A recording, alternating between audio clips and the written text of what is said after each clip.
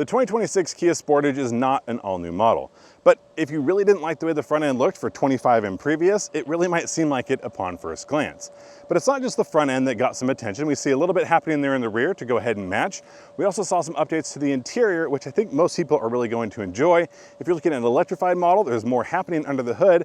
And I think more importantly, if you've considered a Sportage but just didn't feel like you found the right one for you, now's as good a time as any because there have never been more ways to buy your Sportage, one that's going to match your personality, especially if you're looking at the hybrid, because there are a lot of different ways you can spec out a hybrid. And since that's the one I'm driving today, let's go ahead and dive on in.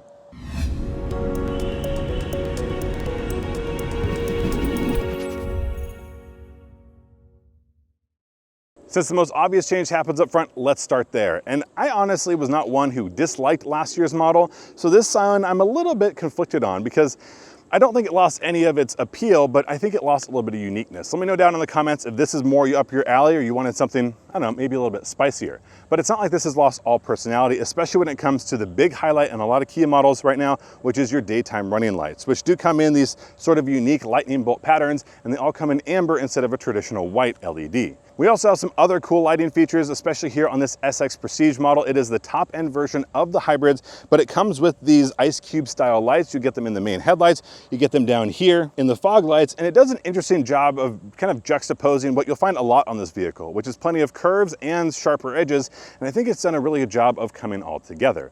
You're also going to notice a lot of technology that happens up here. First and foremost, where you would normally find a badge here in the grille, you'll find that badge up a little bit higher there just on the bottom of the hood. Instead, you're going to find that forward-facing camera. Obviously, there's going to be a radar up here and parking sensors, which you'll find throughout the lower end of that bumper. All of that to make driving a little bit easier and a little bit safer. Dimensionally speaking, we're not looking at changes here either. This is a lot of last year's model with some updates, but that also means we keep this sporty and athletic look that you don't find in the Sorento that I mentioned earlier, though that's obviously harboring another row of seats back here, where this one is a dedicated 2-row vehicle. But we still have tons of practicality and quite a bit of space inside.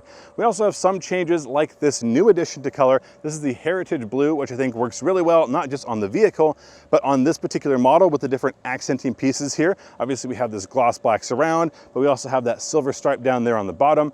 Again, just a sort of dynamic look that goes really well with this color, but so too does the interior pairing. If you go with the top end trim, you can also get a light gray interior, and I think that works fantastically well with this specific option. But there are 2 trims that are now added to the hybrid lineup. You can get an S and you can get an X line. And I think the X line is the one that people are going to be most interested in. It is worth noting though that the SX Prestige covers a pretty significant chunk of the overall sales of this Sportage, especially when it comes to that hybrid. But the X line I think is one people are going to be really interested. In the world of Kia, there's an X line and an X Pro, X being off-road. The X line is more of the off-road look. The X Pro is a little bit more off-road capability.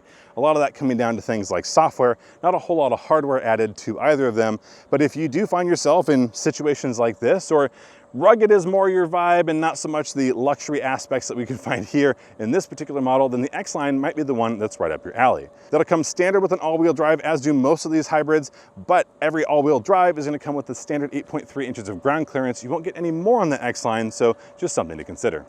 The Sportage is currently Kia's longest running nameplate, but I think it competes in the most competitive category. That's going to be your compact crossover class, and not only does it have a lot of competitors that have long-standing nameplates, but they're also there for good reason and have a ton of variety and options available. But one of the things that Kia has that some of them don't is just the range of powertrain options, and that's exactly what we see here. You can either get an internal combustion engine, a hybrid electric, or a plug-in hybrid electric option, and if you go with those electrified options, there's a little bit more power this year than there was last year, but you should expect pretty much the same on the fuel economy. What that means is that for this particular model, we've got a 1.6 liter turbo hybrid engine putting out 232 horsepower, 271 pound-feet of torque. Like I said, a small bump over last year's. It's still running through a 6-speed transmission. You get that for both the plug-in hybrid and the hybrid option. If you go with the standard model, that's going to be an 8-speed transmission. But if you want the efficiency, this is the direction to go, because with the all-wheel drive, as equipped right here, it's 35 city, 36 highway, and 35 overall combined.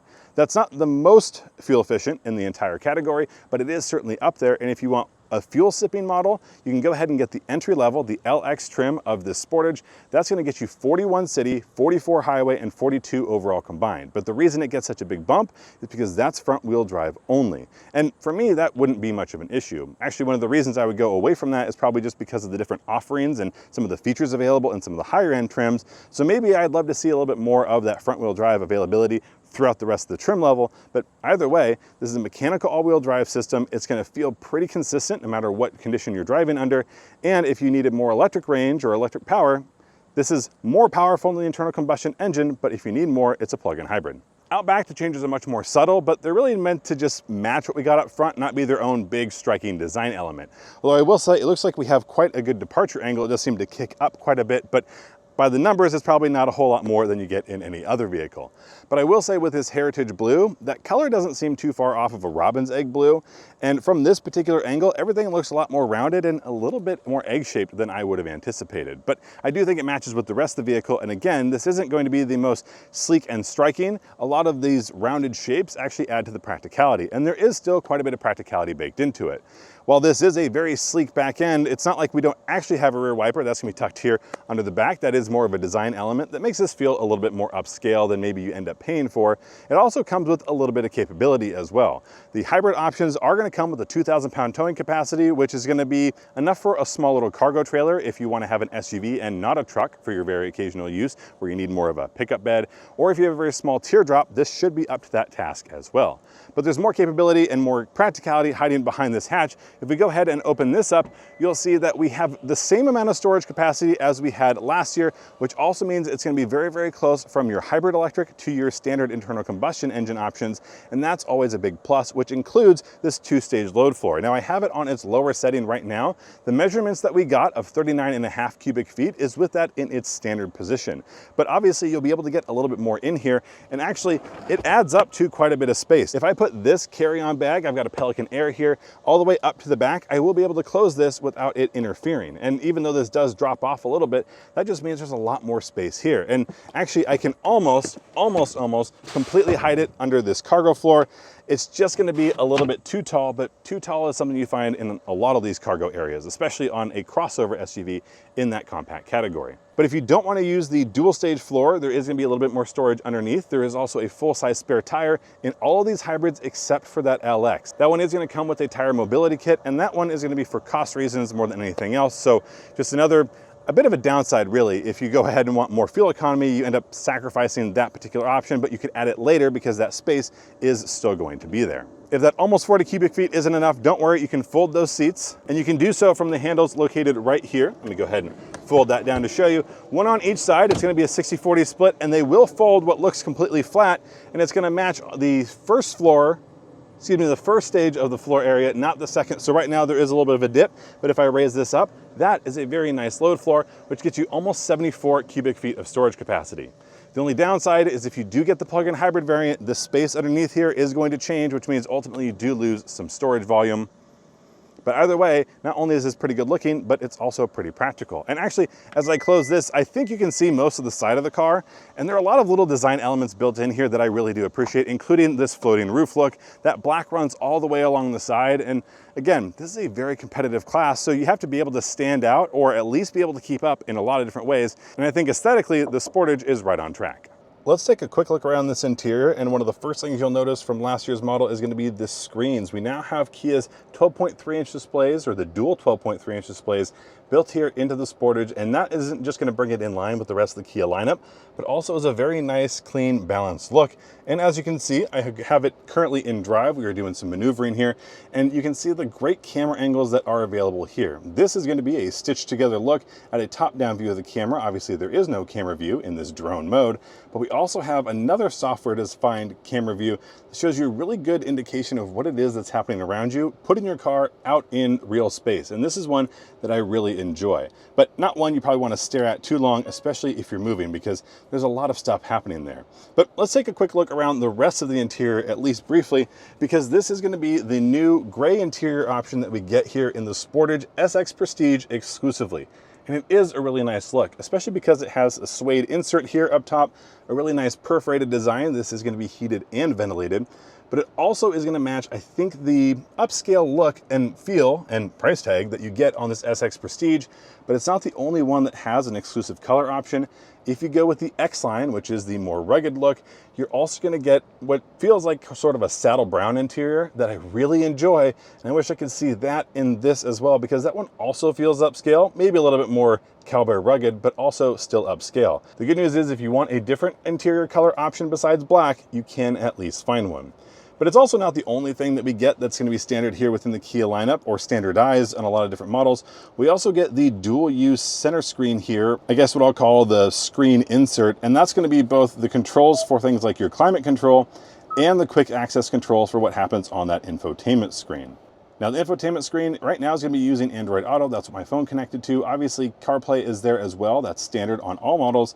But this is one that I'm a little bit torn about, and a lot of people have opinions. I'd love to hear yours, because for the most part, I leave my screens as they are, especially when it's in Android Auto, because I know I want my maps and I know I want my music. There's not a whole lot I want to go ahead and futz around with. But I would go ahead and leave this on my climate control, and the fact that we don't have more screen, this is working two different ways, is one I really appreciate. Although, depending on what you're trying to do, it might be in the wrong mode at the wrong time. So that's one thing I know people can get a little bit frustrated with. What you're not going to get frustrated with is how much power is available. If we go down here just a little bit further, you can see two USB-C ports. The one on the left here can be either just power or power and connectivity if you want to go ahead and plug your phone in rather than do a wireless connection. The other one is going to be exclusively for your wired power. You also have HE wireless charge mat, and the indicator next to that light, just right over here, I know it's a little bit dark, that tells you whether or not your phone is charging. So it'll show you on the screen, but it'll also show you there as well. So just another visual to let you know what's happening.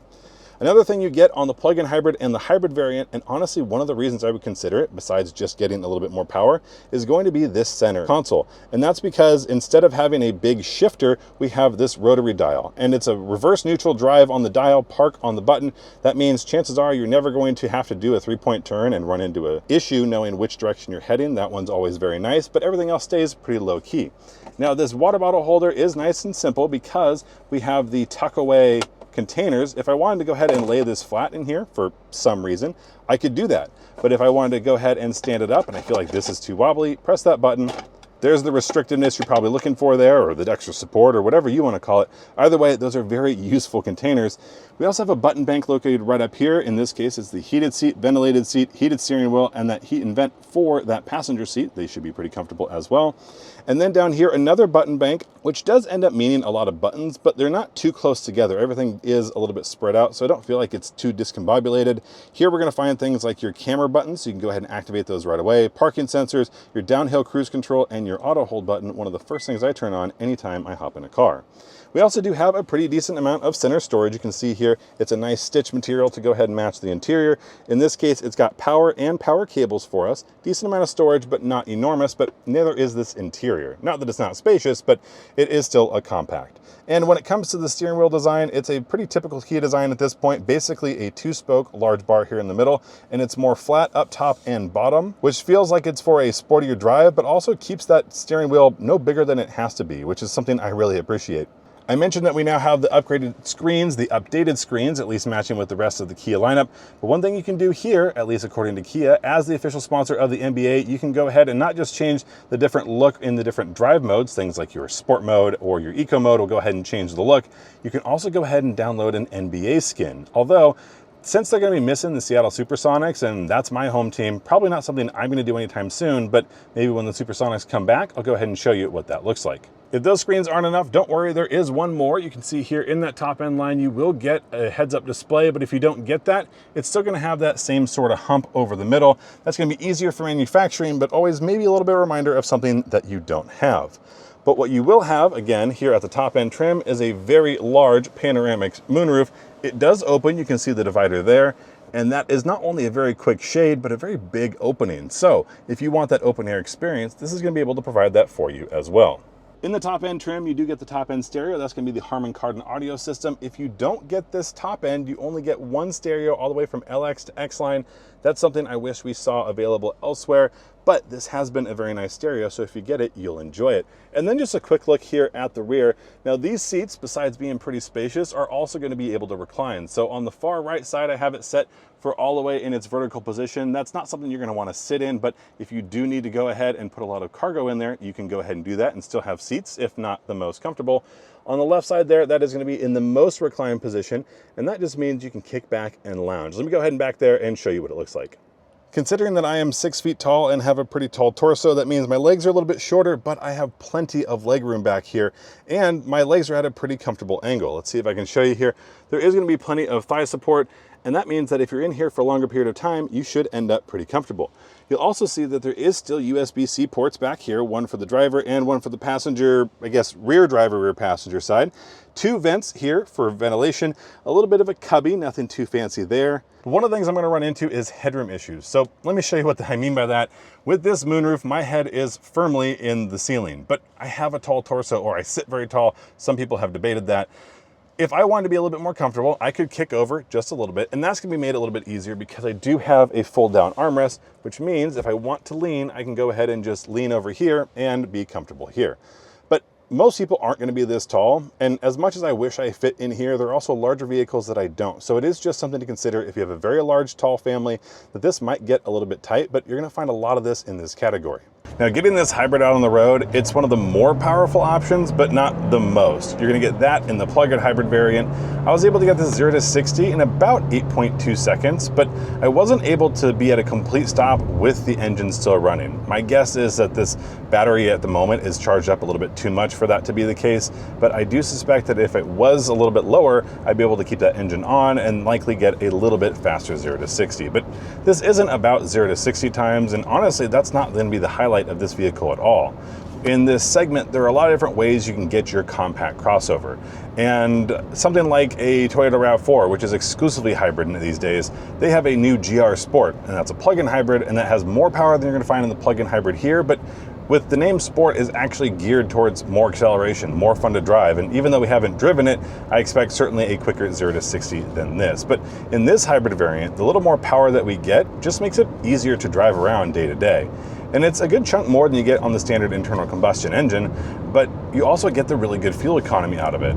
But even though we haven't been testing this specifically for fuel economy, I expect it'll get exactly what Kia says. The last time I looked, we were just about 35 miles per gallon, and that's what we should be getting. But I think so far the highlight of this drive has been how pleasant it's been. We've been out on the road for a few hours, but the space in here is just a really nice place to be. It's been quiet, the suspension is comfortable, and these screens are a lot more reminiscent of what you find in every other Kia model, and this has just been a little bit behind. But now that I have my Android Auto here and my configurable display, which is quite configurable, I think I mentioned you can go ahead and get an NBA skin if you want to. That's not going to be for everyone, but you can go ahead and make this a little bit more your own. And because there are so many other vehicles you can pick in this category, I think being able to customize it and make it comfortable for you is going to be a pretty important piece of that puzzle. And so it's not just gonna be the way it drives, which again is pretty pleasant and also rather peppy, all things considered, but you get the fuel economy, you get, in the space, especially in this model, an upgraded sound system, which I'd like to see more of, but it does sound really nice when you get to go ahead and turn things up.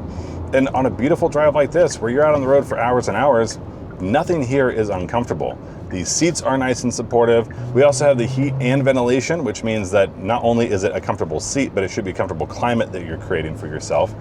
And I think the aesthetics on the outside now match what things are inside. It was a little bit polarizing in the last model year, and honestly, I enjoyed it. It was just a little bit edgy, but this one is a little bit more pleasant overall, and I think a lot of people are going to gravitate towards that. And so does Kia, because not only is the Sportage currently their #1 selling vehicle, yes, it is competing in the most competitive segment with the most sales out there, but it's making an argument about why it should be one of the best-selling models in that category, period, because it does so many things so well. I do wish we had a little bit wider range of features and available options, but if you want them, they have it. And that's why this SX Prestige sells so well, because it has everything. And when you compare this with everything to another vehicle with just about everything, I think it stands up really well. These 26 models are on their way right now, and at the time of watching, you should be able to get at least a few of them. If you don't have the full range of hybrid options, they should be there soon. Plug-in hybrid, likely a little bit later. But at the end of the day, if you decide to buy one of these, you will have to pay for one of these. The good news is Kia says that the LX model is going to be the least expensive way to get into a hybrid in this particular category. The downside there is that that hybrid does miss a few things, not just in feature set, but things like all-wheel drive, that spare tire, but it does have a pretty low starting price. I apologize for the notes here, but there are a few more options than there were last year. The LX starts at $31,735, and that is going to be with destination included. If you bump up to the S, which is the newest trim and the least expensive new entry, that starts at $34,035, and that's gonna get you not just the all-wheel drive, but definitely a little bit of a sportier look. EX is gonna get you a more feature set. That's $35,035, so only $1,000 more to start to change things up a little bit. If you wanna go with the more expensive new option, that's gonna be your X line. That's the more rugged look, and I think a lot of people are gonna like that at $36,935. But if you're going all the way up to the SX Prestige, it is about a $10,000 jump from that LX all the way to the very top, $41,835, which doesn't feel like it's a bad offer. It just feels like it is a lot of money. But what it shows is that there's a lot of different ways to get your Sportage, and you don't have to pay more for anything you don't really want. The only downside for me is that that SX Prestige does have a couple things locked that I wish was available on some of the other trims. Like that interior, you get the gray interior, but only at the very top. I'd love to see that work its way down a little bit. You also only get one sound system until that SX Prestige. That's that Harman Kardon, and I'd love to see that baked somewhere into an option package somewhere, because especially if you're paying for something like an X line or maybe even that EX, those are going to be in that mid to high 30s, and that feels like a spot where you should have a more premium sound system available. But at that point, it really does feel like I'm nitpicking, because not only is this a very good car, I do think it's a very good value. Is it going to be specifically what you're looking for? That's up to you. If you want the most efficient, this isn't it.